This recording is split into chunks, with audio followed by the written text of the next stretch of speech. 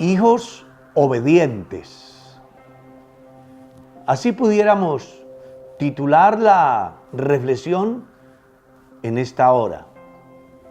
Y todo porque desde el principio Dios estableció que los hijos deben de obedecer a sus padres, deben de honrarlos, deben de reconocerlos en todo lo que implica pertenecer a una familia y tener una autoridad como son sus padres.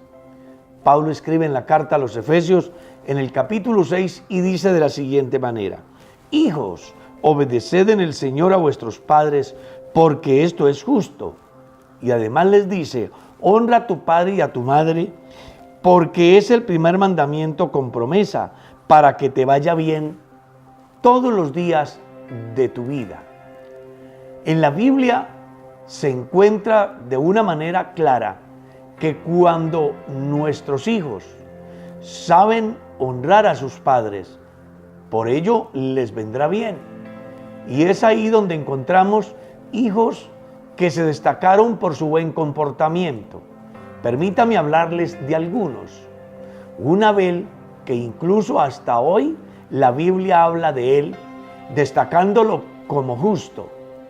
¿Y qué decir de un José que incluso soporta el menosprecio de sus hermanos e incluso llega a ser partícipe de una desaparición forzada ante los ojos de su padre, diciéndole que había sido muerto en el camino, pero que luego comportándose a la altura como un buen hijo y además como un buen hermano, hace que su familia no pase necesidad y se convierten en habitantes egipcios. ¿No le parece importante? ¿Y qué decir de Samuel, que ante la decisión de Ana, él se somete y está sujeto incluso a permanecer en el templo con un solo objetivo, el de servir a Dios? Un Isaac que cuando su padre le exige que es necesario cargar incluso la leña para su propio sacrificio, no se rehúsa.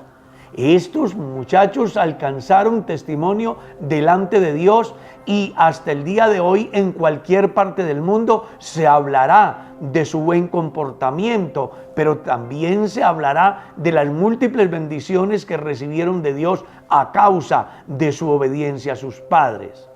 Estamos en un tiempo difícil donde a causa de los medios y la sociedad que rodea a nuestros muchachos, se piensa que es sumamente difícil encontrar jóvenes que obedezcan a sus padres.